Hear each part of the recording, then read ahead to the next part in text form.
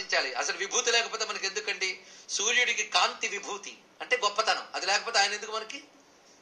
నీటికి దాహం పోగొట్టే గుణం విభూతి, కంటికి చూడగలిగే శక్తి విభూతి, చెవికి వినగలిగే శక్తి విభూతి, అది లేకపోతే ఇది ఎందుకు? దొప్ప. దీనికి చూడగలిగే శక్తి లేకపోతే ఇది అనవసరం.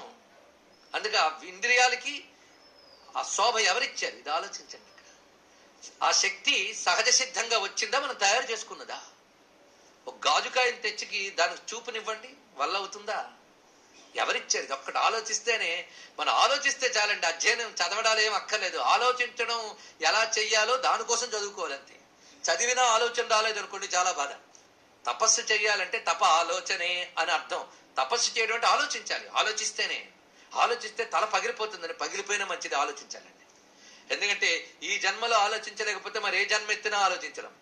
ఆలోచించగలిగే మెదడున్న జన్మ మానవ జన్మ మాత్రమే.